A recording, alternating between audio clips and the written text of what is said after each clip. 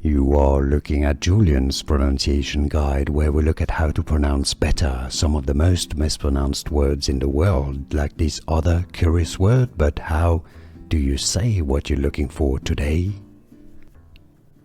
Let's learn once and for all how to pronounce this name once and for all correctly. If you want to learn more useful Italian vocabulary and names that are confusing in Italian, stay tuned, I've got more videos for you. Pronounced Italian pronunciation, Niccolo. Now, you want to make the double C that is pronounced like a K really long, because it's double C, which matters in Italian, so make it twice as long. Niccolo. But you still want to stress on the lo syllable because it says an accent on it. So Niccolo. Niccolo is how to pronounce it. If you cannot pronounce Italian perfectly, you can say it as Niccolo.